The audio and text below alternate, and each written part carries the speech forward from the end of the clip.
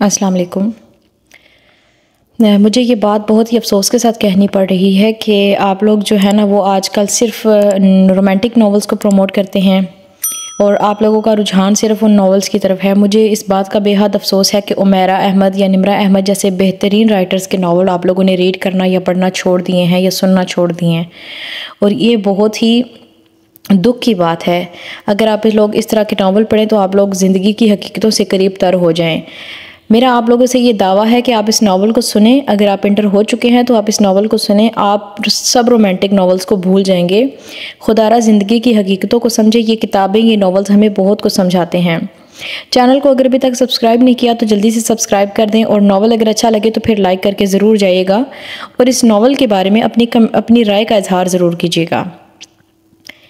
وہ ایزل سیٹ پر بیٹھے اس مسافر کے پیروں کے پاس پڑے بیگ کے اسٹرپ سے الجھ کر گرتے گرتے بچا تھا۔ اگر سیٹ کی پشت کا سہارا نہ ملتا تو وہ صرف لڑکھڑاتا نہیں بلکہ منہ کے بل گرتا، لیکن شوکت زمان اس سے معاذرت کرنے کے بجائے یکدم طیش میں اٹھ کر اس پر برسنے لگا۔ اندھوں کی طرح چلتے ہیں، یوں جیسے جہاز پر نہیں ٹرین پر چل رہے ہوں۔ اسی لیے PIA کا سفر کرنا چھوڑ دیا میں نے۔ ایک سے ایک اجڑ گوار جاہل سفر کر رہا ہوتا ہے اس پر۔ شوکت زمان نے ان 3 جملوں سے پہلے اسے کم از کم 70 گالیاں دی تھیں۔ ارد گرد بیٹھے باقی لوگ نہایت بیزاری کے عالم میں شوکت زمان کو دھاڑتے ہوئے دیکھ رہے تھے۔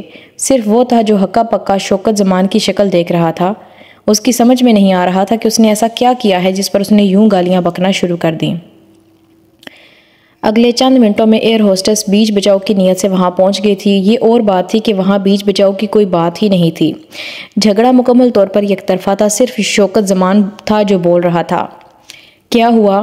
ایئر ہوسٹس کے استفسار پر شوکت زمان نے اپنی گالیوں کے ذخیرے سے کچھ اور گالیاں پیش کرتے ہوئے بے حد مختصر الفاظ میں اسے اس کی جرات کے بارے میں بتایا۔ وہ ابھی بھی اسی طرح حیرت سے شوکت زمان کو دیکھ رہا تھا۔ آپ نے اپنا بیگ اوپر کمپارٹمنٹ میں کیوں نہیں رکھا؟ نیچے کیوں رکھا؟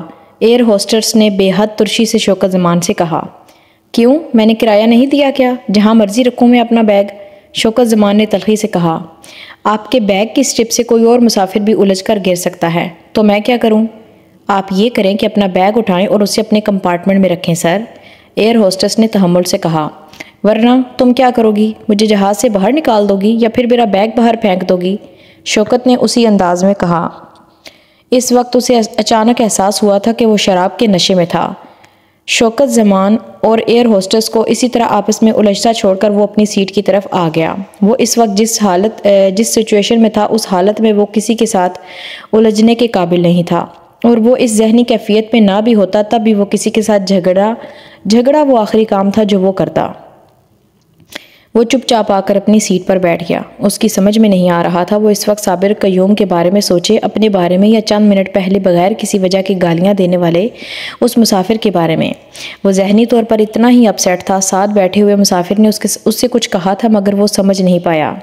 اپنی سیٹ کو نیچے کرتے ہوئے اس نے کچھ دیر کے لیے سونا بہتر جانا، مگر آنکھیں بند کرتے ہوئے اسے احساس ہو گیا کہ نیند کی کوشش بیکار ہے۔ وہ سو نہیں سکتا تھا۔ اس کے ذہن میں، خیالات میں ہر طرف طوفان ہی طوفان تھا۔ نیو یارک میں رہتے رہتے بعض دفعہ اسے لگتا تھا وہ پاگل ہونے والا ہے، یا شاید ہو رہا ہے۔ اس کی خاموشی اذیت ناک تھی، وہاں کا شور ہولناک۔ بعض دفعہ اس کی سمجھ میں نہیں آتا کہ وہ وہاں کس طرح جی رہا ہے۔ پھر اسے یاد آتا ان سب لوگوں کے لیے جو پیچھے پاکستان میں بیٹھے ہوئے پیسے بھیجے جانے والے ڈالر کا انتظار کرتے تھے۔ وہ اپنے لیے کبھی بھی نہیں جیا تھا، وہ اب بھی اپنے لیے نہیں جی رہا تھا۔ فضل دین کے اس کمرے میں رہنے والا ہر بندہ اسی کی طرح کی لولی لنگڑی زندگی لیے ہوئے تھا۔ وہ ایک دوسرے کے کرنے پر آتے تو گھنٹوں وہ ایک دوسرے سے بات کرنے پر آتے تو گھنٹوں بولتے رہتے۔ خاموشی کا وقفہ آتا تو ایک دوسرے کے ساتھ بیٹھے گھنٹوں بغیر باتوں کا تبادلہ کیے ہر ایک اپنا کام کرتا رہتا۔ کسی بات پر ہنسنے پر آتے تو بغیر وجہ کے کتنی ہی دیر ہنسے جاتے۔ چپ ہونے پر آتے تو ایک دوسرے کو جیسے جان سے ہی مار دینا چاہتے۔ وہ سب جیسے پتھر کے دور میں واپس چلے گئے تھے، سروائیول آف دا فٹسٹ، بقا والی ماڈرن تہذیب میں رہتے ہوئے۔ وہ امریکہ میں رہ رہے تھے، لینڈ آف دا اپرچونٹی، میں جہاں بے شمار مواقع تھے اور ان کو ملنے والا موقع صرف وہ $1 کا نوٹ تھا جو اپنے ملک میں جا کر مٹھی بھر نوٹوں میں تبدیل ہو جاتا تھا، اور اس مٹھی بھر نوٹوں سے وہ اپنے خاندان کی آسائشیں خرید رہے تھے۔ ہر روز ہر اضافی کمایا جانے والا ڈالر پیچھے پاکستان میں لائف سٹائل کو مزید بڑھا رہا تھا، مطالبات میں مزید اضافہ کر رہا تھا، ہوس اور خواہش کو اور بڑھا رہا تھا۔ اپنے گھر والوں کے لیے جنتیں بنانے کی خواہش میں وہ سب دوزخ میں آ بیٹھے تھے۔ رات کو اپنی اپنی شفٹ ختم کر کے اس کمرے میں ہر کوئی پورا دن یا رات کمائے جانے والے اپنے اپنے ڈالرز کو اور سینٹ کو گن رہا ہوتا۔ ان میں سے کوئی بھی ان کو ڈالرز میں نہیں گنتا تھا، ہر ایک روپے میں گن رہا ہوتا۔ اب 45 روپے، اب 235 روپے، 3040 روپے، 7727 روپے۔ آج 200 روپے زیادہ کمائے ہیں، آج کل سے 500 روپیہ کم کمایا ہے، کوئی نہ کوئی گننے کے بعد خوشی میں یا مایوسی سے اعلان کرتا۔ وہ بھی ان کے ساتھ بیٹھ کر یہی کچھ کر رہا ہوتا تھا۔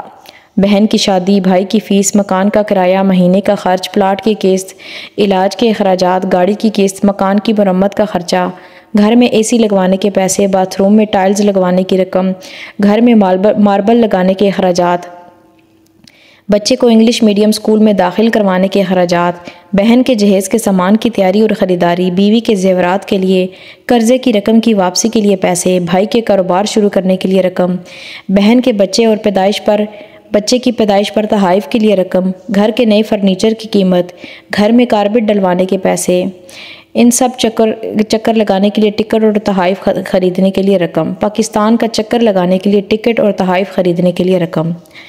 وہاں ہر مہینے ہر کوئی کسی نہ کسی چیز کے لیے رقم جوڑ رہا ہوتا تھا۔ اگلا مہینہ آتا اور ایک نیا خرچہ آ جاتا۔ پاکستان جیسے ان سب کے لیے ایک اندھا کنواں بن گیا تھا جس میں وہ جو کچھ کماتے، جو کچھ بناتے، ڈال آتے۔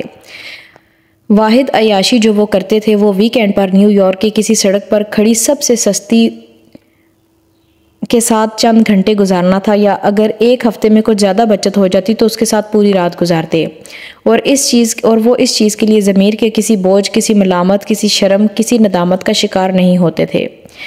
اس کمرے میں موجود مرد ایک دوسرے کو اس کے لیے لان تان کرتے تھے۔ لینڈ آف دا اپرچونٹی میں یہ محبت کی تلاش تھی یا صرف ضرورت کی تکمیل؟ اس سوال کا جواب کسی کے پاس نہیں تھا۔ وہ اس کمرے کا واحد مرد تھا جو ویکینڈ کسی ہوکر کے ساتھ نہیں گزارتا تھا۔ اس کی 26 سالہ زندگی میں کوئی عورت نہیں آئی تھی، اس عورت کے سوا جو اس کی منگیتر تھی، اور ویکینڈ پر وہ سب سے کال کرتا تھا۔ 10 منٹ کی کال میں 8 منٹ صرف وہ بولتی، پہلے اس کا حال پوچھتی، پھر اس کی سرگرمیاں، پھر پوچھتی کہ اس نے دن کیا کھایا، پھر اس سے پہلے شکوہ کرتی، پھر دوسرا، پھر تیسرا، پھر چوتھا، پھر روتی رہتی اور غصے میں بولتی رہتی۔ تب تک 8 منٹ ہو چکے ہوتے اور وہ بے حد چپ چاپ افسردگی کے ساتھ اس کی باتیں سنتا۔ اس کا کوئی گلہ غلط نہیں تھا، اس کی کوئی شکایت جھوٹی نہیں تھی، لیکن اس کے پاس اس کے لیے فی الحال کوئی فوری حل نہیں تھا۔ آخری 1.5 منٹ میں وہ اس سے ایک بار پھر اپنی محبت کا اظہار کرتا اور پوچھتا کہ اسے کسی چیز کی ضرورت تو نہیں تھی، پھر اس سے وہی جھوٹا وعدہ دہراتا جو وہ ہمیشہ سے دہراتا، انشاءاللہ اگلے ماہ آنے کی کوشش کروں گا۔ وہ پچھلے 6 سال سے اسے یہی وعدہ کر رہا تھا۔ اس کی منگیتر کو پتہ تھا کہ وہ وعدہ نہیں، خواہش تھی۔ وہ روتے ہوئے اسے خدا حافظ کہتی، اپنا خیال رکھنے کے لیے کہتی، وہ بھی یہی کہتا، تب بات ختم ہو جاتی۔ وہ پورا ہفتہ ان باتوں کو دن میں کئی بار اپنے ذہن میں دہراتا، اس کی آواز کو بار بار اپنے ذہن میں لانے کی کوشش کرتا۔ اگلا ویکینڈ آنے تک وہ سب باتیں اسے ذہن نشیں ہو چکی ہوتی۔ وہ اس سے شدید محبت کرتا تھا، اس میں تو اسے کوئی شبہ کبھی رہا ہی نہیں تھا۔ وہاں اس کمرے میں رہنے والے اکثر مرد اپنی بیویوں اور منگیتروں کے ساتھ اسی طرح کی شدید محبت کا شکار ہوتے، مگر وقت کے ساتھ ان سب کی زندگیوں میں کوئی دوسری عورت شامل رہتی یا آتی جاتی رہتی۔ اس کی زندگی میں یہ محبت نہ بھی ہوتی تب بھی کسی عورت کو خرید کر اس کے ساتھ وقت گزارنے کا وہ سوچ بھی نہیں سکتا تھا۔ وہ اپنی ماں، بہنوں اور منگیتر سب سے بے حد محبت کرتا تھا، ان کی بے پناہ عزت کرتا تھا، سب کا بے تحاشا خیال رکھتا تھا، مگر وہ عورت کو قابل اعتماد نہیں سمجھتا تھا۔ لاس ویگاس نے عورت کے اس بت کو اس کی نظروں میں بری طرح مسخ کر دیا تھا، جس بت کو وہ بچپن سے اپنی سوسائٹی میں دیکھتا آ رہا تھا۔ پیسے کے لیے کچھ بھی کرنے والی عورت سے وہ امریکہ آ کر ہی متعارف ہوا تھا، اور اس کے لیے جیسے اس کی زندگی کا سب سے بڑا شوق تھا۔ اس نے مغربی عورت کے بارے میں وہاں آنے سے پہلے بھی بہت کچھ سنا تھا، مگر وہ سب کچھ پہلی بار دیکھ رہا تھا۔ اور پھر آہستہ آہستہ وہاں رہتے ہوئے اسے احساس ہونے لگا تھا کہ صرف مغربی عورت ہی نہیں، پاکستانی عورتیں بھی پیسے کے لیے کچھ بھی کر سکتی ہیں۔ اس میں مشرق یا مغرب کی تخصیص نہیں تھی۔ اور پھر کئی بار وہ کچھ عورتوں پر اٹکنے لگا، کچھ عورتیں یا عورت۔ اس کی الجھن دن بدن بڑھتی جا رہی تھی۔ ہر خبر، ہر واقعہ، ہر حادثہ اسے مزید الجھا رہا تھا۔ وہ ماں، بہن، بیویوں اور بیٹیوں کے ہاتھوں میں استعمال ہونے والے مردوں سے مل رہا تھا، انہیں دیکھ رہا تھا۔ ہر کوئی وہاں صرف ایک ہی نتیجہ اخذ کیے بیٹھے تھا، عورت کو مرد میں نہیں اس کی جیب میں دلچسپی ہوتی ہے، اس سے اس کا رشتہ چاہے کوئی بھی ہو۔ وہ گونگوں کی طرح بیٹھ کر یہ نتیجے سنتا رہتا، پھر ویکینڈ پر اپنی ماں، بہن اور منگیتر کے لہجے میں لالچ کھوجتا رہتا۔ کبھی وہ ناکام رہتا تو خوش ہوتا، اور جب ڈھونڈ لیتا تو مایوس ہوتا۔ کسی نہ کسی طور پر کہیں نہ کہیں اور اپنے آپ کو یہ فریب دیتا رہتا تھا کہ اس کے گھر کی عورتیں اس دنیا کی عورتوں سے مختلف ہیں، ان کو اس سے محبت ہے، اس کے وجود سے، اس کے پیسے سے نہیں۔ کہیں نہ کہیں ضرورت اس کے اس فریب کے چیتھڑے اڑاتی رہتی۔ وہ اپنے گھر پر بات کرتے ہوئے کبھی کسی ایسے ویکینڈ پر کسی ایسی کال کا انتظار کرتا رہتا جس میں اس سے کوئی فرمائش، کوئی مطالبہ نہ کیا جاتا۔ بعض دفعہ اسے لگتا اس کی کال کا اس لیے انتظار نہیں کیا جاتا کہ وہ اس کی خیریت جاننا چاہتے تھے، بلکہ اس لیے انتظار کیا جاتا تھا کیونکہ کسی نہ کسی کو اس سے کچھ نہ کچھ چاہیے ہوتا تھا۔ صرف اپنی منگیتر کو کی جانے والی وہ 10 منٹ کی کال ایسی ہوتی تھی جس میں اس کی طرف سے کوئی فرمائش، کوئی مطالبہ نہیں ہوتا تھا۔ وہ اس کے لیے اس کا شکر گزار تھا، مگر بعض دفعہ وہ سوچتا شاید وہ ابھی بیوی نہیں ہے اس لیے مطالبے نہیں کر رہی، شاید وہ اس لیے اسے کوئی فرمائش نہیں کرتی کیونکہ وہ بعض اوقات کسی آنے جانے والے کے ہاتھ اسے کچھ نہ کچھ بھجواتا رہتا تھا، بعض دفعہ روپے بھی۔ اگر وہ ایسا نہ بھی کرے تو کیا پھر بھی ان کا رشتہ اسی طرح کسی لالچ، کسی غرض کے بغیر ہو سکتا ہے؟ کیا وہ وہی عورت تھی جس کو پیسے سے دلچسپی نہیں تھی، اس سے تھی؟ شاید ایسا ہی تھا۔ اس کی زندگی کا سب سے بڑا مسئلہ شاید تھا۔ اس کی زندگی میں شاید نہ ہوتا تو ذہنی طور پر وہ پرسکون رہتا۔ اس کے کندھے کو کسی نے تھپکا، اس نے بے اختیار چونک کر آنکھیں کھول دیں، اور آنکھیں کھولتے ہی وہ بے اختیار سیٹ پر سیدھا ہو کر بیٹھ گیا تھا۔ اس کے پاس ایک بار پھر شوکت زمان کھڑا تھا جو اب بدلے ہوئے موڈ میں اس سے پوچھ رہا تھا، کیا میں نے تم سے جھگڑا کیا تھا؟ اس کی سمجھ میں نہیں آیا کہ وہ اسے کیا جواب دے، ہاں کہے یا نہ، یا اس کو کیا کہے، گیٹ لوسٹ کہہ دے۔ میں نے تم سے جھگڑا کیا تھا کیا؟ شوکت زمان نے ایک بار پھر پوچھا۔ اس نے اسبات میں سر ہلا دیا۔ وہ یکدم اس کے ساتھ والی سیٹ پر بیٹھ گیا جس کا ساتھی باتھ روم گیا تھا۔ پتہ نہیں یار کیا ہو گیا مجھے، خواہ مخواہ تم سے منہ ماری کر بیٹھا، معاف کر دینا مجھے یار۔ وہ اب دونوں ہاتھ جوڑے بے حد التجائیہ انداز میں اس سے کہہ رہا تھا، اور وہ ایک بار پھر اسی انداز میں اس کا منہ دیکھنے لگا۔ بہت گناہگار ہوا ہوں میں تم سے لڑ کر، مجھے ایئر ہوسٹس نے بتایا تم کسی ڈیڈ باڈی کے ساتھ رہے ہو۔ اس نے ایک بار پھر الجھے ہوئے انداز میں سر ہلا دیا۔ وہ شوکت زمان سے یکدم خائف ہو گیا تھا۔ وہ آدمی اسے ذہنی طور پر ٹھیک نہیں لگ رہا تھا۔ نشے میں تھا یہ تو اسے معلوم تھا، مگر اس کی حالت نشے میں دھت لوگوں جیسی نہیں تھی۔ کس کی ڈیڈ باڈی کے ساتھ سفر کر رہے ہو؟ شوکت زمان نے اس کے کندھے پر ہاتھ رکھتے ہوئے بے حد ہمدردی سے پوچھا۔ اس نے مختصر لفظوں میں صابر قیوم کے بارے میں بتایا اور پھر بے اختیار پچھتایا۔ شوکت زمان نے اس کی پوری بات سن کر چند لمحوں کا توقف کیا، پھر پھوٹ پھوٹ کر رونا شروع کر دیا۔ آس پاس کی سیٹوں پر بیٹھے ہوئے لوگوں نے ایک بار پھر اس کو دیکھنا شروع کر دیا، مگر اس بار کسی نے شوکت کے لیے ماتھے پر بل نہیں ڈالے۔ صرف وہ تھا جو مشکل میں پھنس گیا تھا۔ اس کی سمجھ میں نہیں آ رہا تھا شوکت زمان کو کس طرح دلاسا دے کر چپ کروائے۔ بڑا نیک آدمی تھا صابر قیوم، شوکت زمان نے ہچکیوں کے درمیان کہا۔ وہ اس کی بات پر ہکا بکا رہ گیا۔ آپ جانتے تھے اسے؟ نہیں، لیکن نیک ہی ہوگا کہ مرنے کے بعد واپس پاکستان جا رہا ہے۔ اسے شوکت کی منطق سمجھ میں نہیں آئی۔ شوکت زمان وہاں بیٹھا آدھے گھنٹے تک اس شخص کے لیے ہچکیوں کے ساتھ روتا رہا جس کے ساتھ اس کا واحد رشتہ یہ تھا کہ اس نے بھی اپنی پوری زندگی شوکت زمان کی طرح باہر گزاری تھی۔ اس سیٹ کا مسافر اس دوران وہاں آ کر شوکت زمان کو روتے دیکھ کر بے حد کنفیوز انداز میں کسی اور خالی نشست پہ جا کر بیٹھ گیا تھا۔ اس دوران ایئر ہوسٹس 2 بار شوکت زمان کو چپ کروانے آئی تھی، لیکن شوکت زمان کے کان پر جوں تک نہیں رینگی۔ آدھے گھنٹے کے بعد وہ خود ہی خاموش ہو گیا۔ جیب سے ایک رومال نکال کر اس نے اپنے آنسو پونچھے، ناک صاف کیا اور اس سے کہا، میرے لائق کوئی خدمت نہیں شکریہ، اس نے بے ساختہ کہا۔ وہ سنکی اور خپتی آدمی اس کی کیا خدمت کر سکتا تھا؟ باڈی لینے کون آئے گا؟ باڈی کہاں جائے گی؟ خود وہ کہاں ٹھہرے گا؟ وہ اب اس سے ایک کے بعد ایک سوال کر رہا تھا۔ اس نے اسے صابر قیوم کی باڈی کو پاکستان لانے کے سلسلے میں اس کی فیملی کی عدم دلچسپی کے بارے میں بتایا، کس طرح چندہ اکٹھا کر کے وہ اس کی باڈی کو یہاں لا رہے تھے اور کس طرح اسے اس کے ساتھ آنا پڑا۔ شوکت زمان کی رنجیدگی میں اضافہ ہوتا گیا، مگر اس کے تمام خدشات کے باوجود وہ رویا نہیں، بلکہ اس نے دوبارہ ایک لفظ بھی نہیں کہا۔ وہ جیسے گمسم ہی ہو گیا تھا۔ باقی کا سارا رستہ شوکت زمان اس کے پاس اسی حالت میں کچھ کھائے پیے بغیر بیٹھا رہا۔ اس نے اس مسافر کے ساتھ اپنی سیٹ تبدیل کر لی تھی۔ اس فلائٹ میں صرف وہی دونوں مسافر تھے جو کچھ کھا پی نہیں رہے تھے۔ وہ اپنی حالت کی وضاحت دے سکتا تھا۔ اس کا صابر قیوم کے ساتھ تعلق تھا، مگر شوکت زمان کس صدمے کی وجہ سے بولنا اور کھانا پینا بھول گیا تھا، اس کی سمجھ میں نہیں آ رہا تھا۔ شوکت زمان صرف فلائٹ میں نہیں، اگلے 2 دن بھی اس کے ساتھ رہا تھا۔ صابر قیوم کی تجہیز و تکفین کے انتظامات اس نے یا اس کے خاندان نے نہیں کیے، وہ شوکت زمان نے خود ہی اپنے ذمے لے لیے۔ صابر قیوم کے بیٹے اسے بھی اپنے باپ کا کوئی پرانا دوست سمجھ رہے تھے، کیونکہ شوکت زمان خود اس سے زیادہ غمزدہ لگ رہا تھا۔ وہ خود جیسے بیک گراؤنڈ میں چلا گیا تھا، سب کچھ جیسے شوکت زمان نے اپنے ہاتھ میں لے لیا تھا، اور وہ اس کے لیے اس کا مشکور بھی ہوا تھا۔ اسے ایئرپورٹ پر لینڈ کرتے ہی اندازہ ہو گیا تھا کہ شوکت زمان بے حد وسیع تعلقات اور اثر و رسوخ رکھتا تھا۔ وہ سب کچھ ایک کال سے کروا رہا تھا، اور کیوں کروا رہا تھا یہ اسے بہت بعد میں پتہ چلا تھا۔ وہ تو خود صابر قیوم کی باڈی اس کے آبائی گاؤں میں دفنا کر اپنے گھر چلا گیا تھا، جبکہ شوکت زمان ابھی گاؤں میں ہی تھا۔ اسے صابر قیوم کی تدفین کے بعد اس کے لیے کچھ کام کرنے تھے۔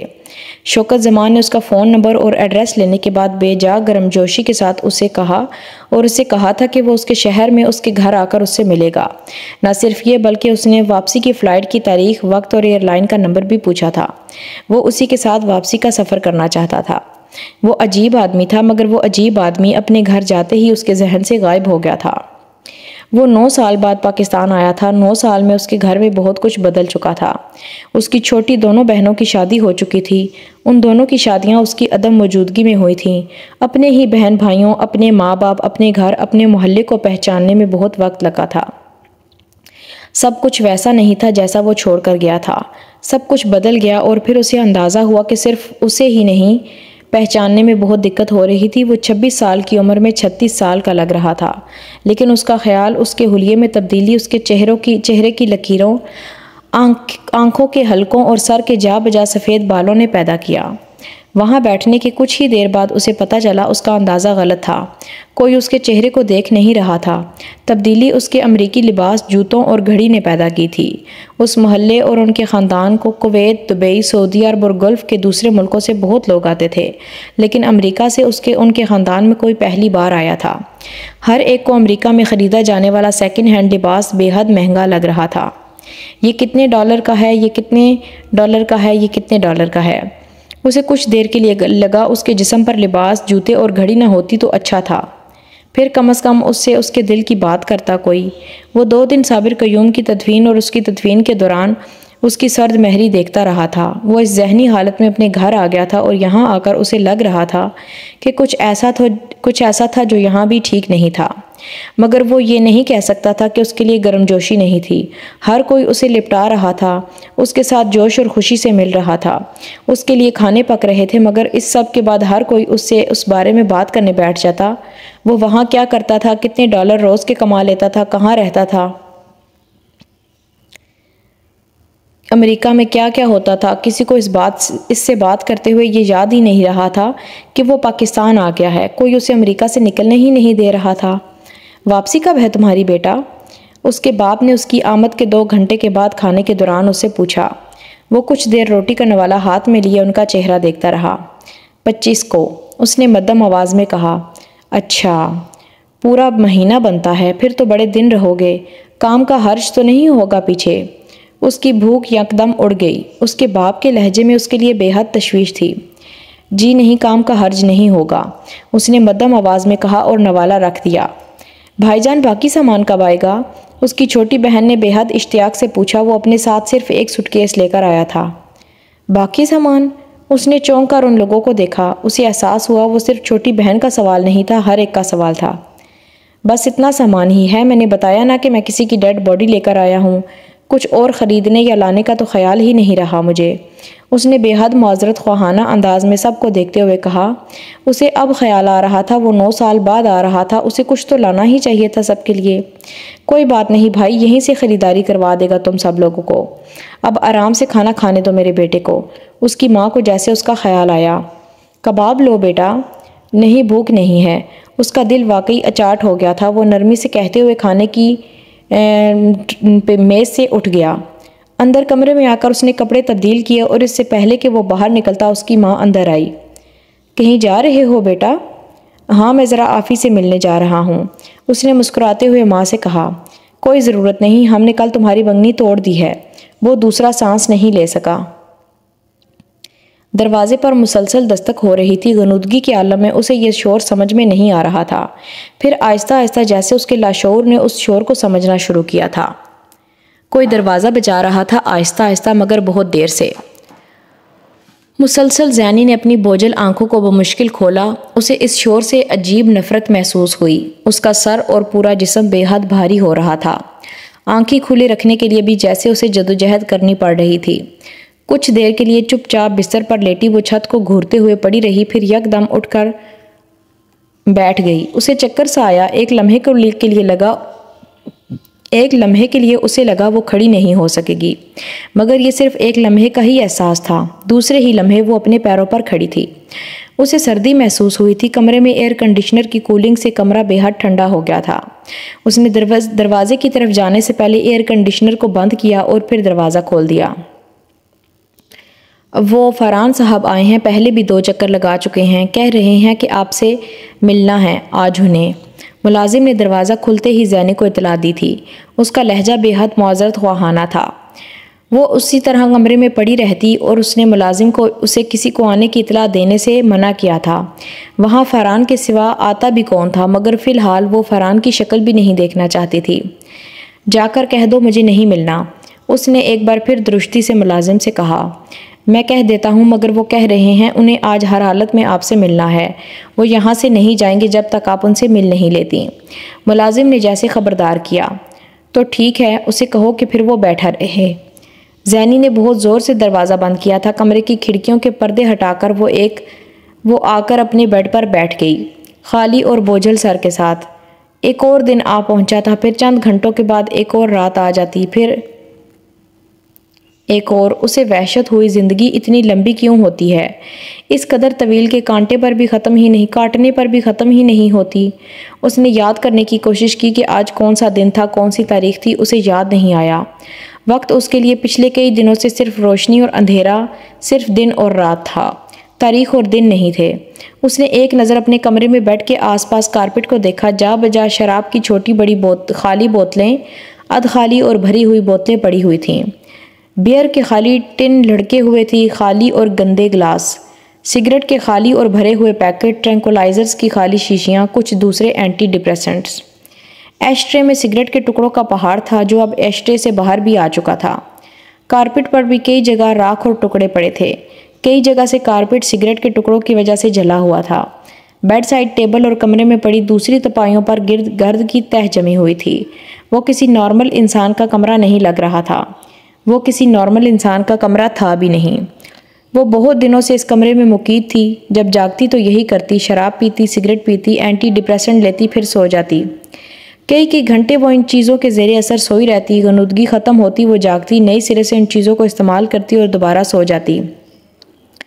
ملازم کھانے کی ٹرے کمرے میں رکھ جاتا اور پھر اسی طرح جوں کی توں اٹھا کر واپس لے جاتا۔ اس کی مرضی ہوتی تو وہ کسی چیز کو کھاتی، ورنہ پورا دن کھانا تو ایک طرف پانی کا گھونٹ تک نہیں پیتی تھی۔ بعض دفعہ تو وہ ٹرینکولائزر اور اینٹی ڈپریسنٹ بھی شراب کے ساتھ نگلتی تھی۔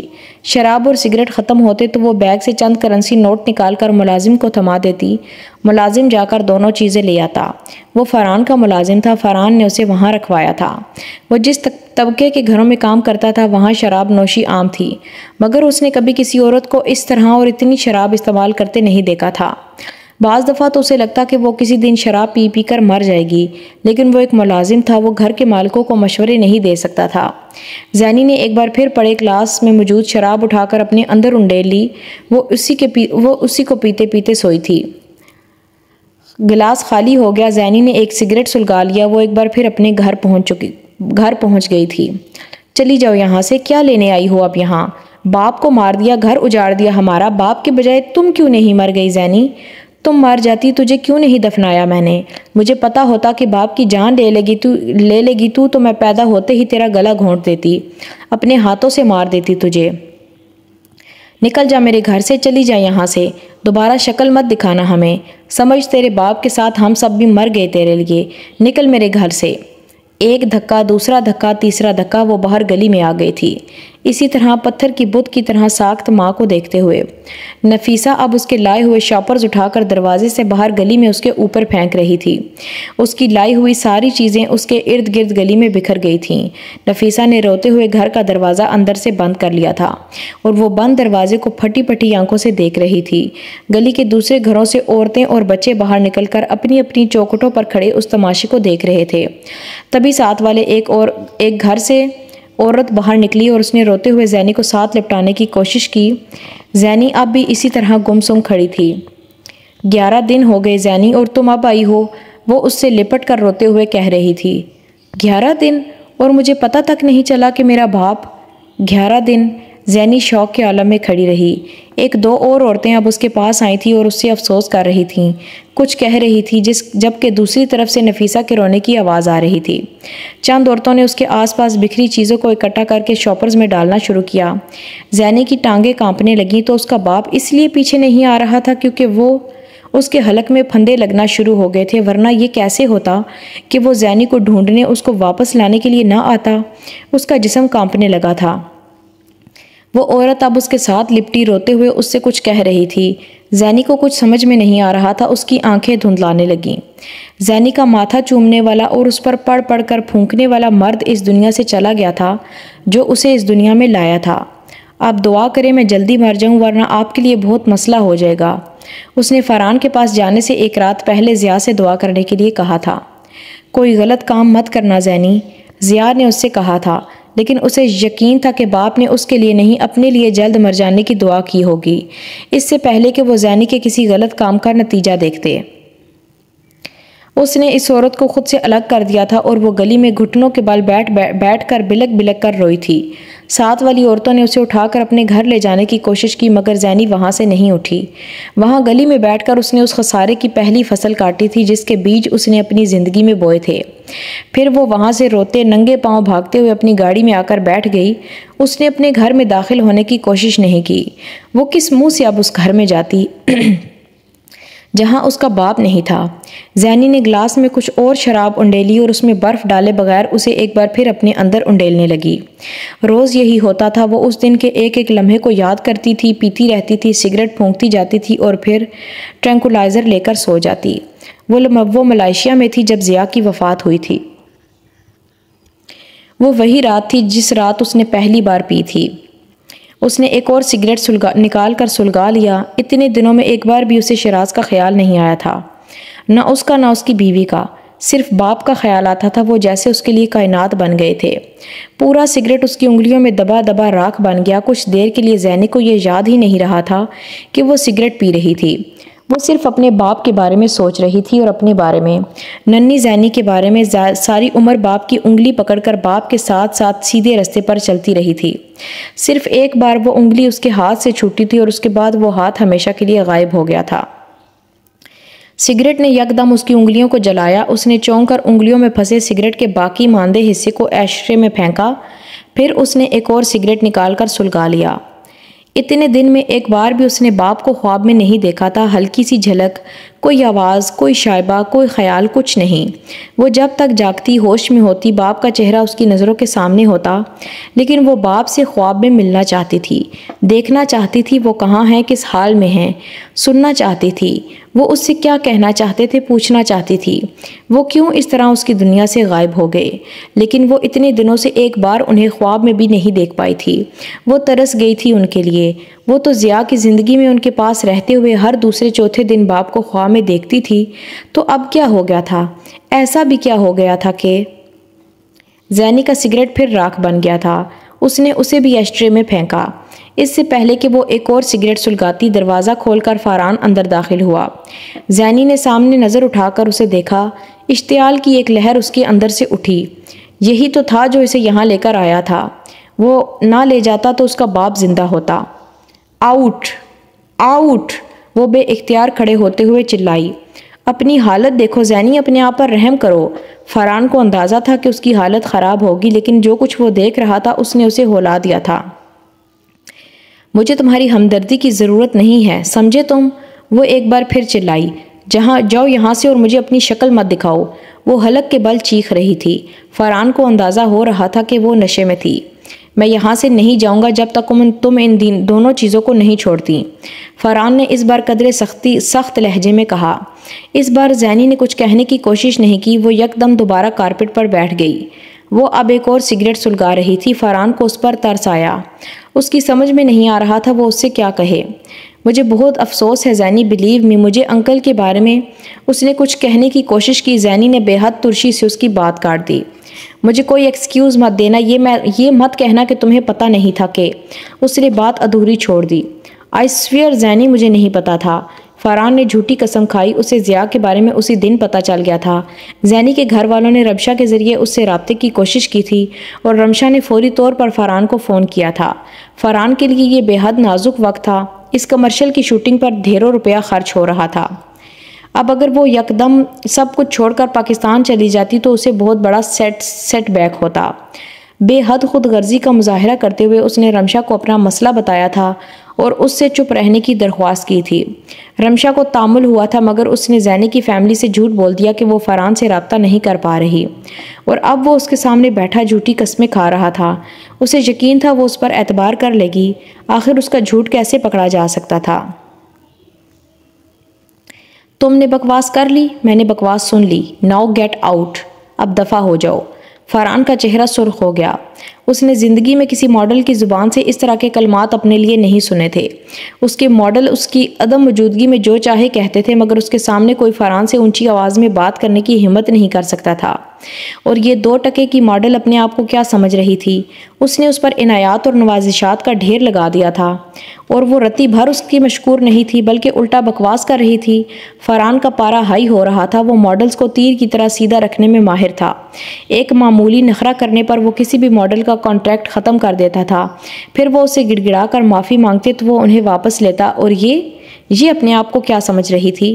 وہ اسے بہت کچھ کہنا چاہتا تھا، مگر خاموشی کے وقفے میں اس نے چند سیکنڈز میں سارا حساب کتاب کر لیا تھا، اور اس کا غصہ جھاگ کی طرح بیٹھ گیا تھا۔ وہ بری طرح پھنسا ہوا تھا اس وقت۔ وہ اسے فارغ کرتا تو کیمپین کھو دیتا۔ اس کے ساتھ کچھ اور بڑے کلائنٹ ٹوٹتے تو مارکیٹ میں اس کے بارے میں افواہوں کا بازار گرم ہو جاتا۔ 4 دن میں اس کی بنی بنائی ساکھ زمین پر آ جاتی، اور زینی، اس کا کیا جاتا؟ کچھ نہیں، کیونکہ اس کا تو ابھی تک کچھ تھا ہی نہیں۔ ایک گہری سانس لے کر وہ مسکرایا۔ مجھے تمہاری پرواہ ہے زینی، اس لیے۔ زینی نے اس کی بات کاٹ دی۔ تم اپنی پرواہ کرو، میری چھوڑ دو۔ فاران اٹھ کر کھڑا ہو گیا۔ بہت ہو گیا۔ ایک لفظ کہے بغیر وہ دروازے کی طرف گیا اور دروازہ کھولا، تبھی اس نے اپنے عقب میں زینی کی آواز سنی۔ میں بہت رلاؤں گی تمہیں فاران، یاد رکھنا، بہت رلاؤں گی۔ فاران نے پلٹ کر دیکھا۔ وہ گلاس میں شراب دوبارہ انڈیل رہی تھی۔ ہونٹ بھینچتے ہوئے وہ کمرے سے باہر نکل گیا۔ زینی نے خواب آور دوا ڈھونڈنا شروع کی۔ اسے ضیاء کو خواب میں دیکھنے کی ایک اور کوشش کرنا تھی۔